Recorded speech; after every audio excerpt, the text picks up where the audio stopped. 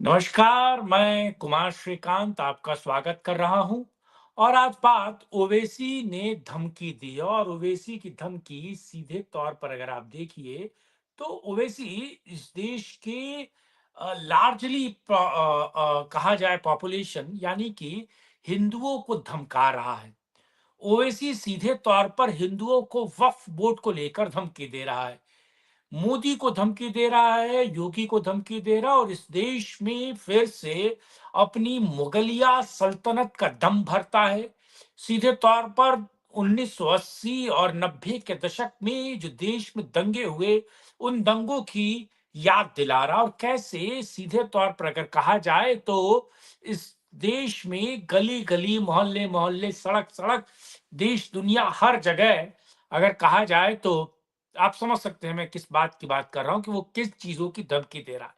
और इस धमकी जो दे रहा ओवैसी उसके पीछे वक्फ बोर्ड है और वक्फ को लेकर ओवैसी की दुख उसकी दिक्कत और कहा जाए कि इन ओवैसी या मवेशियों का दर्द वक्फ बोर्ड पर कब्जा और वक्फ बोर्ड की जमीनों का दिनों रात में वारे न्यारे करने की जो प्रवृत्ति है वो किस तरीके से अब फूट कर निकल रही है, क्यों उनको डर लग रहा है।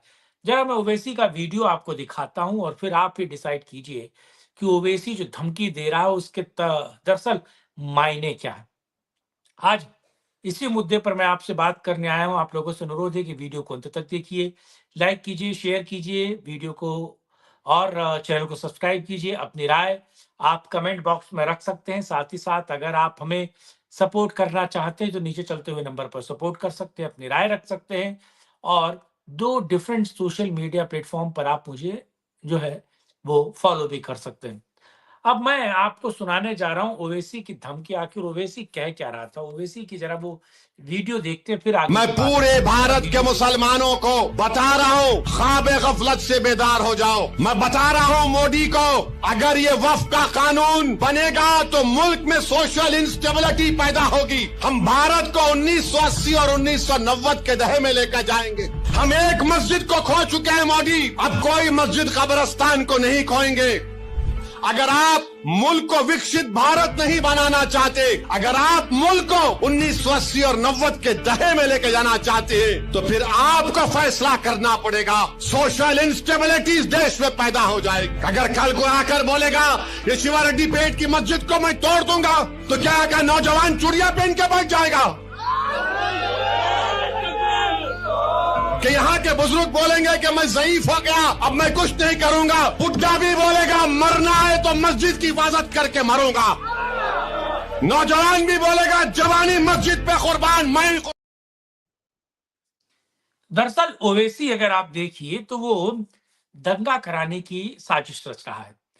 ओवैसी इस देश को जलाने की साजिश रच रहा है।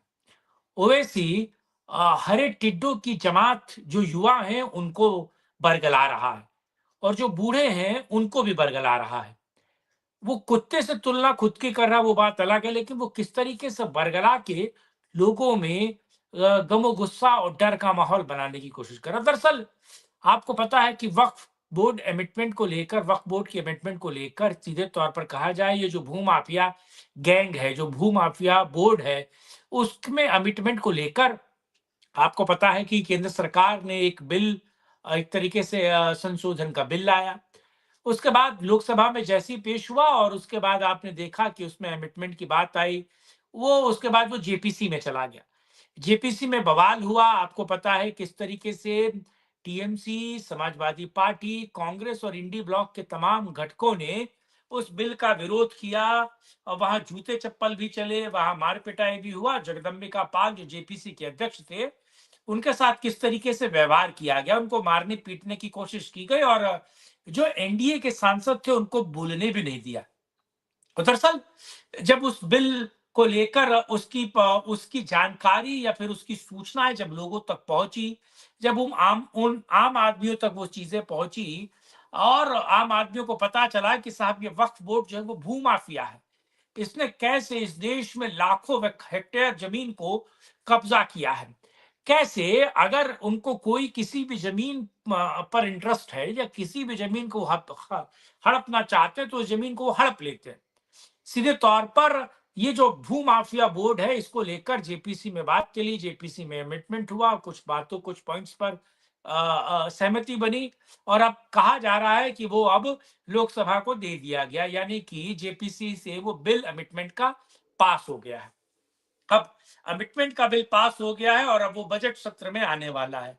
और जब ये बजट सत्र में आएगा तो कहा जा रहा है कि साहब मोदी सरकार अगर इसे बजट सत्र में लाएगी तो सीधे तौर पर ये पास हो जाएगा और पास होने के बाद क्या होगा कि ये लागू हो जाएगा और उसके बाद जो इनलीगल इंक्रोचमेंट की शक्तियां या फिर कहा जाए कि आपकी मेरी और इस देश की संपत्ति को हड़पने की, उसका दोहन करने की जो शक्तियां वक्फ बोर्ड के पास थी वो सीधे तौर पर खारिज हो जाएगी, खत्म हो जाएगी और उन संपत्तियों से जो करोड़ों अरबों खरबों इन तमाम कहा जाए कि हरे टिड्डे गैंग्स ने कमाया है, ओवैसी और मवेशी जैसे लोगों ने कमाया है, उस पर डाका डलेगा और उसके बाद उस पर जांच होगी।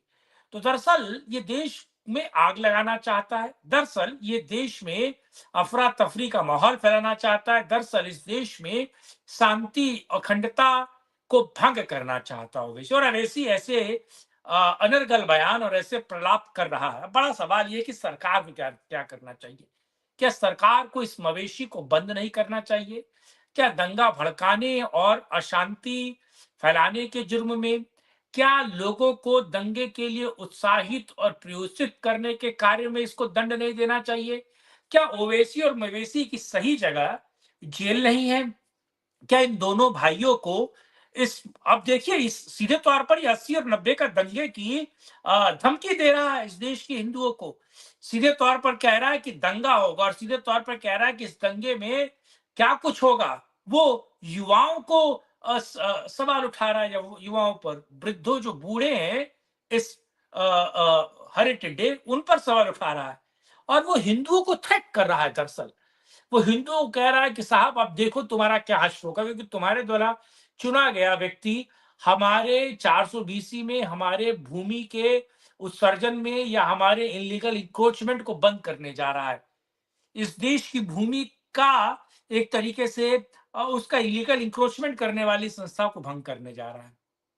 तो दरअसल यही पूरा खेल है जिस कारण ओवैसी के पेट में दर्द है, मवेशी के पेट में दर्द है और ये दंगा भड़काने की कोशिश कर रहे हैं और हिंदुओं को सीधे तौर पर थ्रेट दे रहे हैं, कानून व्यवस्था को थ्रेट दे रहे हैं। बड़ा सवाल ये है कि क्या सरकार इनको बंद करेगी, सरकार या पुलिस इस पे कानूनी कार्रवाई करेगी? मुझे लगता है इसको लेकर प्रेशर बनाना चाहिए। इस वीडियो को अलग अलग लोगों तक शेयर कीजिए ताकि सरकार पर यह प्रेशर बने और उस देश में शांति को अशांति में परिवर्तित करने वाले लोगों पर दंडात्मक कार्रवाई हो। बड़ा सवाल है और इस सवाल को मैं आप तक छोड़े जा रहा हूं और ये उम्मीद में ताकि आप इसके खिलाफ आवाज उठाएंगे, ओवैसी जो दंगा फैलाना चाहता है। बहरहाल ये वीडियो आपको कैसा लगा कमेंट बॉक्स में निराश रखिएगा, वीडियो को लाइक शेयर चैनल को सब्सक्राइब कीजिएगा और हमें सपोर्ट करना बिल्कुल नहीं भूलिएगा। साथ जुड़े इस मुद्दे पर आपने बात की उसके लिए बहुत धन्यवाद। कल फिर मिले करेंगे राष्ट्रीय हित में एक और चर्चा। जय हिंद, जय भारत, वंदे मातरम, नमस्कार। जय हिंद, जय जय श्री राम।